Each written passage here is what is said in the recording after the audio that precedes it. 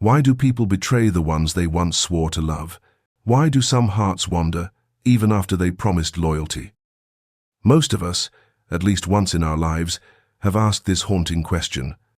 We watch a friend broken by betrayal. We hear stories of families torn apart.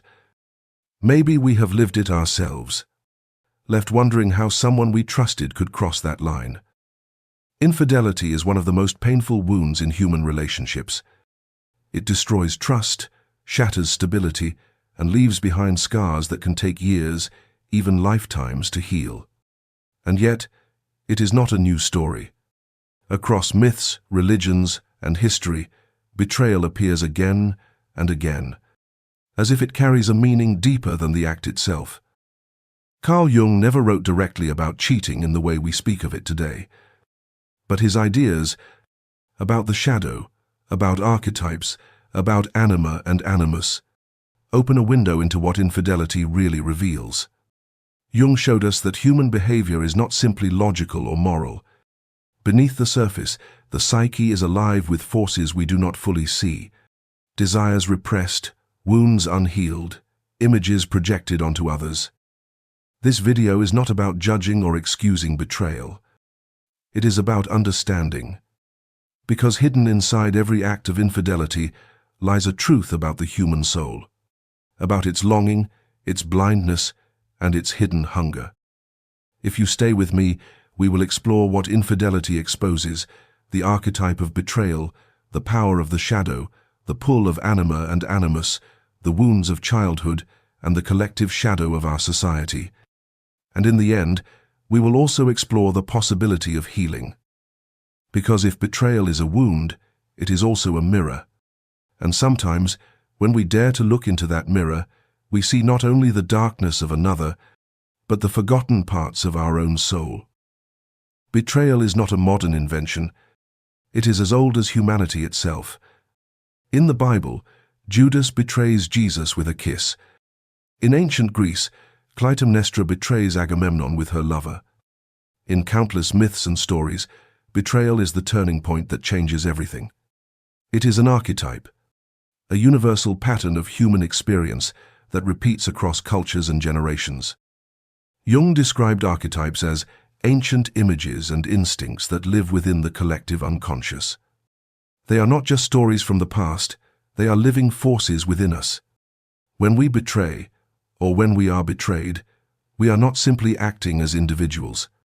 We are participating in an archetype that has existed for millennia. This is why betrayal feels so overwhelming. It is not just, someone lied to me. It carries the weight of something older, something that touches the deepest layers of the soul. To be betrayed is to feel abandoned not only by a person, but by life itself. And to betray is to step into the role of the archetypal traitor, an act that often leaves the betrayer haunted as well. Have you ever seen someone cheat and noticed how even they seemed confused by their own actions, as if a part of them knew it was wrong, yet another force, something almost beyond their control, pulled them into it? That is the power of archetypes. They are larger than logic. They act through us, often before we fully realize what we are doing. When a person commits infidelity, they may rationalize it with excuses, boredom, unmet needs, or opportunity. But at a deeper level, they may be caught in a drama much older than their individual life. The archetype of betrayal can sweep someone into a role they did not consciously choose. In this sense, betrayal is not just about personal weakness. It is about being overtaken by a universal story that plays itself out through human beings again and again. This is why betrayal feels so intensely personal and yet strangely familiar. It has a script. There is always the one who betrays, the one who is betrayed, and the consequences that follow. We know this story before we ever live it. It lives in our myths, our films, our literature. And when it appears in our own lives, it feels like stepping onto a stage that has already been built. But understanding the archetype does not remove the pain. If anything, it shows us why the pain cuts so deep. When trust is broken, it touches not only the bond between two people, but the very foundation of what it means to be safe, seen, and chosen. Still, there is a strange kind of meaning in seeing betrayal through Jung's eyes. It means that even in our most personal suffering, we are not alone. We are living out a pattern that humanity has wrestled with for centuries. And that means the wound, as devastating as it is, may also carry a hidden invitation. Because if betrayal is an archetype, it is not only about destruction. In many stories, betrayal becomes the spark for transformation. It is the breaking of an illusion that forces a deeper truth to emerge. For the betrayed, it may open the path to self-knowledge and strength. For the betrayer, it may reveal the shadow they have long denied. In this way, infidelity is not simply a collapse of love. It is a mirror of the psyche, reflecting what we have hidden, what we have forgotten, and what we are now called to confront. Carl Jung taught that every human being carries a shadow, the parts of ourselves that we deny, repress, or reject. The shadow is not only the evil within us, it includes instincts, longings, and energies that we could not accept, often because society or family told us they were wrong. In the context of relationships, infidelity often emerges as an eruption of this shadow. The desire that someone has kept buried for years suddenly pushes through. On the surface, the person may say they were happy, satisfied, committed, but beneath the mask, another current has been flowing. A hunger for passion, a thirst for danger, a longing for what is forbidden. When shadow desires are suppressed too long, they do not simply vanish. They grow in the dark, and when the pressure becomes too great, they seize the conscious mind. It is not just that a person chooses to cheat. It is as if the shadow takes over, flooding the psyche with impulses that feel irresistible. This is why so many people who betray their partners say afterward, "I don't even know why I did it." They truly don't. Because what acted through them was not their conscious will, but a force they had never faced directly. The forbidden has a strange power. What is denied often glows with an unnatural intensity. The very fact that something is off limits makes it intoxicating. A man who has always been the perfect husband suddenly feels drawn to risk everything for a secret encounter. A woman who has played the role of dutiful partner finds herself pulled into a passion that feels more alive than years of routine. It is not that their partner failed them.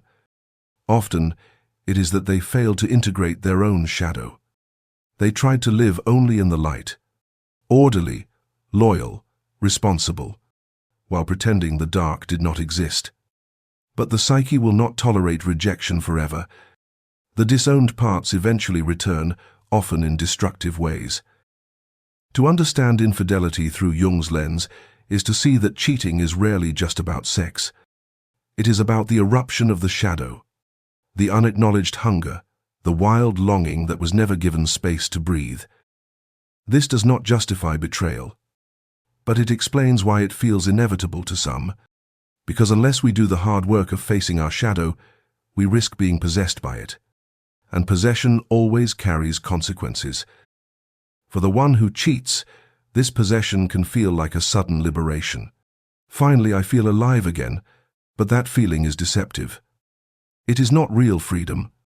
It is enslavement to what was once buried. And the cost is the trust of the one they promised to love. For those who wish to avoid such destruction, the lesson is clear. The shadow must be faced. Our forbidden desires must be acknowledged, named, and understood, not acted out unconsciously in betrayal. To bring them into the light is to weaken their power. To deny them is to give them control. Infidelity reveals the shadow, but shadow work can transform that revelation into growth. The question is, will we integrate what is hidden, or will we let it rule us in secret? If this content is making sense to you, please click the subscribe button and subscribe to the channel. Thank you for your support. Jung believed that within every man lives an inner feminine image, which he called the Anima, and within every woman lives an inner masculine image, the Animus. These are not just fantasies. They are deep psychic realities. They shape how we relate, how we love, and how we are drawn to others. Infidelity often carries the mark of these inner figures. A man may fall passionately for a woman who seems to understand him in ways no one else ever has. But in truth, what he is seeing is not her. It is his own anima projected onto her. Likewise, a woman may feel consumed with desire for a man who radiates confidence, strength, or mystery. Yet she is not falling for the man himself, but for her animus, an image that had long waited in her unconscious. In this way, the secret lover is often a mirror. They reflect back to us the part of ourselves we have not yet embraced. We think we are in love with another person, but in reality, we are in love with our own unlived potential. Consider the man who has spent his life being rational, practical, and emotionally restrained. He may one day meet a woman who awakens in him a sense of poetry, vulnerability, and deep emotion. He believes she is his soulmate. In truth, she is the projection of his anima, the inner feminine he has never integrated.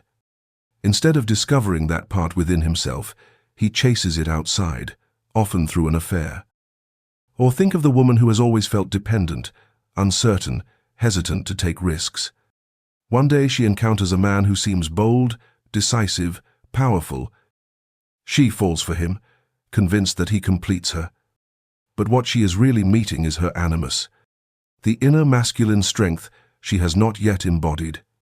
Instead of cultivating it within, she seeks it through a forbidden relationship. In both cases, the lover becomes a screen for projection. The betrayed partner feels invisible, not because they lack worth, but because the unconscious is demanding expression through someone else. This is why affairs often carry such intensity. The person is not only drawn to the lover's body or presence, they are drawn to their own soul, disguised in another form. The passion feels transcendent, larger than life, almost divine. And yet, it is built on illusion. They are not loving the real person before them. They are loving an image, an archetypal figure that belongs to their own inner world. Jung warned that when anima or animus are not integrated, they can take control of our relationships. They enchant us, leading us to see others not as they are, but as carriers of our unconscious projections. Affairs are one of the clearest expressions of this dynamic. This understanding can feel sobering. It means that the person who betrays is not only unfaithful to their partner, they are unfaithful to themselves. They seek outside what could only be found within. They chase a shadow of their own soul in the arms of another. But here, too, lies the possibility of growth. If one dares to see the affair not as true love, but as a projection of anima or animus, they can begin the work of reclaiming that part of the psyche. The secret lover then becomes less of a temptation and more of a teacher, a painful reminder that our inner figures demand attention. Infidelity, in this sense, is not only betrayal, it is a signal. The soul is asking us to face what we have neglected, to meet our anima or animus within, rather than in the fleeting arms of someone outside. When Jung spoke of complexes, he meant emotional clusters formed in childhood that remain alive in the psyche. These complexes shape us long after we believe we have grown beyond them. Infidelity is often not just about desire in the present. It is the echo of wounds from the past.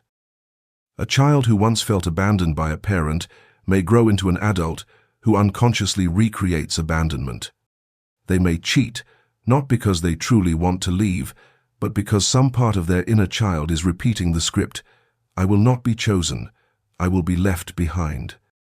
By betraying another, they reenact what was once done to them. For others, the opposite occurs. They seek affairs as a way to feel chosen at last. Perhaps as a child they lived in the shadow of a sibling or longed for affection from a distant parent. The act of cheating becomes less about lust and more about proving, "I am desirable, I am wanted, I am chosen this time." The body of another becomes a stage where old wounds seek new resolution. These patterns are rarely conscious. The person may tell themselves it is about excitement or passion or escape from a dull marriage. But beneath these rationalizations lies the repetition compulsion Freud described and Jung expanded, The psyche tries to master its trauma by reliving it. In the case of infidelity, the soul is not seeking pleasure. It is seeking to rewrite a childhood story that was never resolved. Consider the woman who felt her father's absence, never fully certain she was loved. In adulthood, she finds herself drawn again and again to unavailable men. Each affair reopens the wound, yet she cannot stop, because unconsciously she is still trying to win her father's attention. Or the man whose mother favored his brother, leaving him with a hunger to be noticed. In marriage he is faithful for years, until one day he meets someone who makes him feel adored. He tells himself it is love, but deep down it is the little boy saying, "Finally, someone chooses me." This is the tragedy of unresolved childhood wounds. They disguise themselves as passion, as romance, as irresistible connection. But in truth, they are ghosts, echoes of a child's cry for love, still unanswered. For those betrayed, this knowledge can bring both pain and perspective. It hurts to realize your partner's affair was not really about you, but about wounds they carried long before you arrived. Yet it can also ease the self-blame. You were not insufficient. You simply stood in the path of their unconscious repetition. And for those who betray, there is an invitation here. To pause, to reflect, to ask, what am I truly seeking? Whose love am I still chasing? What wound am I replaying through this betrayal? These questions are not easy, but without them, the cycle continues. Infidelity, seen through this lens, is not only a moral failure, it is the psyche's attempt, clumsy, destructive, and misguided, to heal an old injury. And though the method is wrong, the longing is real. The longing to feel chosen. The longing to know one is worthy of love. Only by facing the childhood wound directly, through self-reflection, therapy, or deep inner work, can one step out of the repetition. Otherwise, betrayal remains the unconscious ritual of an inner child who never stopped waiting to be held. Infidelity does not happen in isolation. It is shaped not only by personal wounds, but by the culture we live in. And modern culture has become fertile ground for betrayal. Carl Jung spoke of the collective shadow, the parts of human society that we repress and yet cannot erase. In our age, one of the clearest expressions of this shadow is the way we treat sexuality. On one hand, it is exploited, commercialized, displayed everywhere. On the other, deep intimacy, trust, and sacredness are often dismissed as outdated ideals. Pornography is a striking example. It has grown into one of the largest industries on earth, reshaping how people view desire. For many, the screen has replaced the soul. Sexuality becomes fragmented. An image, a click, a quick release, separate from the slow vulnerability of love. When such patterns become normal, fidelity itself can seem almost unnatural. Popular culture often reinforces this. Films and songs romanticize affairs, portraying them as daring adventures or self-discovery journeys. Instead of showing betrayal as a wound to the soul, they glamorize it as liberation. Culture does not create cheating, but it does normalize and rationalize it. It tells us, everyone does it. Why not you? This is how the collective shadow works. The very impulses society claims to reject, lust, betrayal, secrecy, become more alive in the hidden corners of culture. And the individual, carrying their own shadow and wounds, is more easily seduced by these collective patterns. It is no coincidence that infidelity has risen alongside a culture of distraction. Technology offers constant novelty, constant stimulation.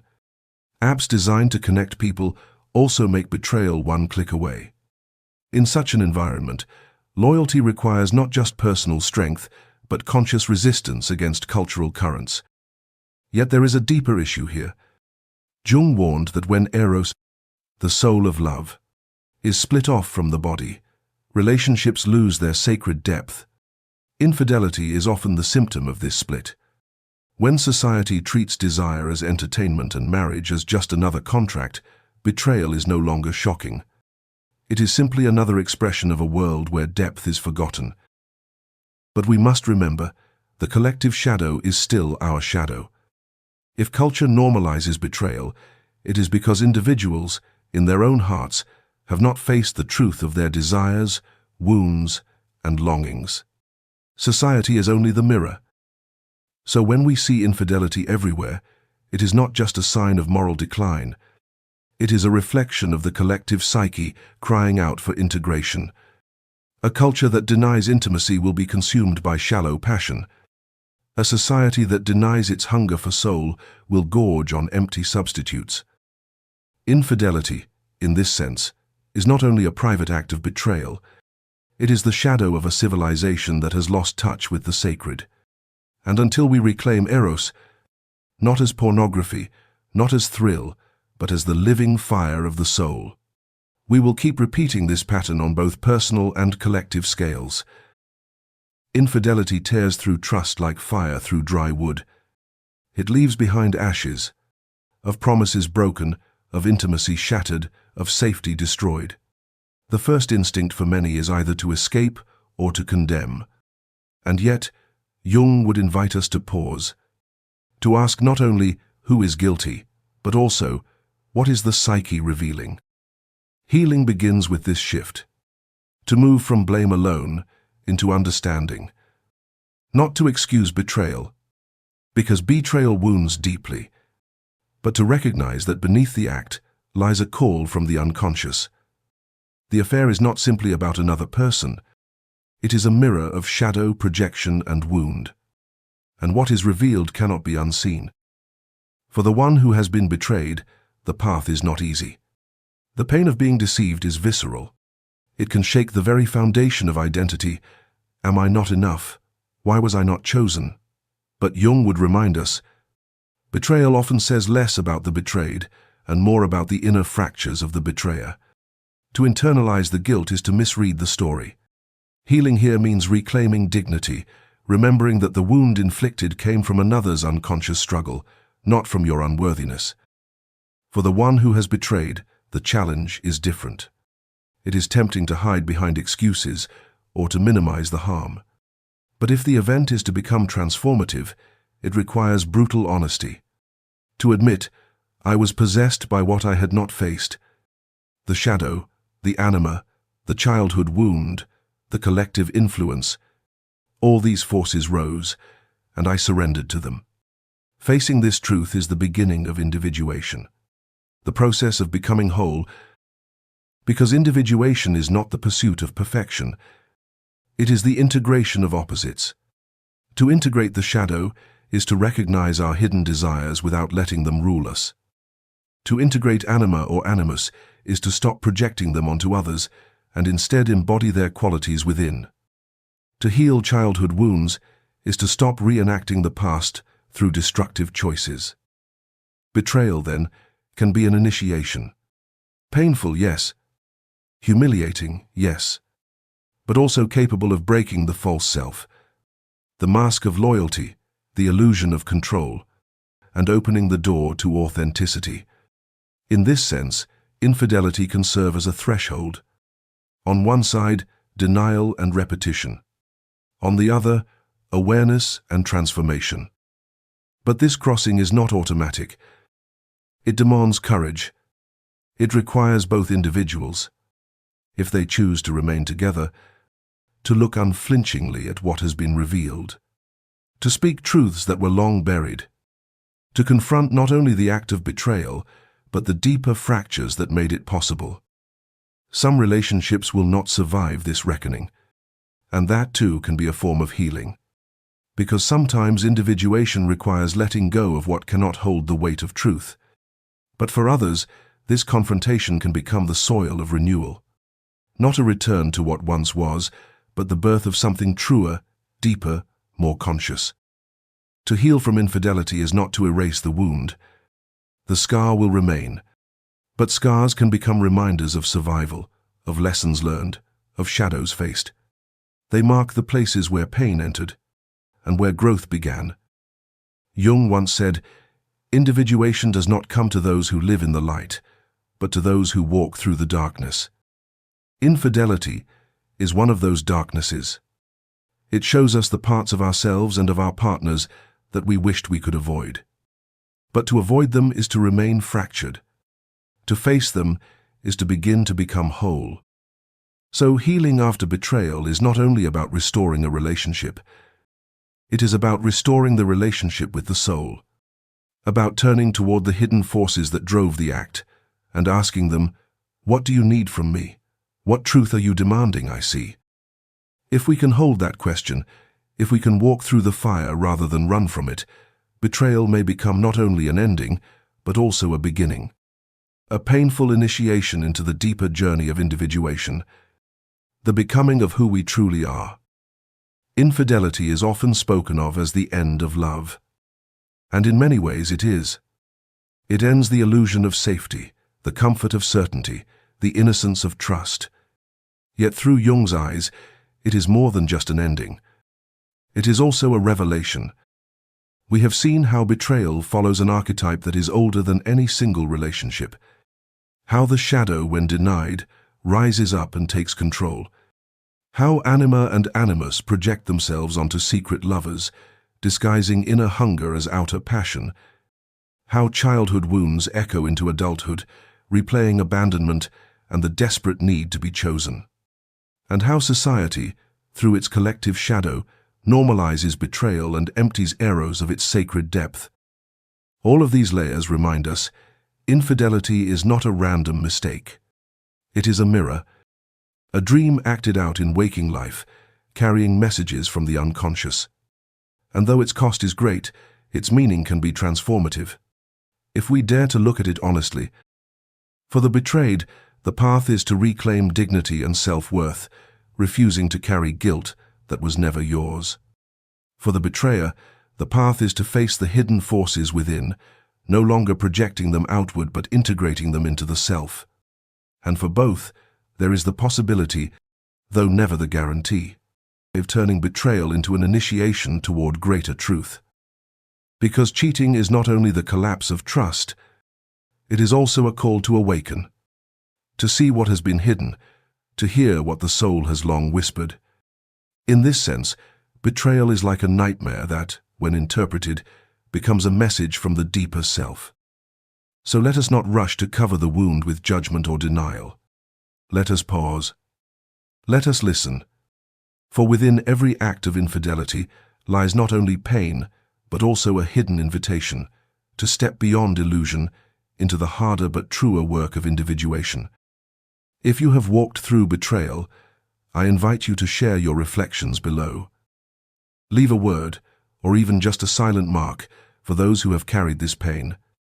Together, may we turn the darkness of infidelity into the light of understanding, and perhaps even into the first step toward healing.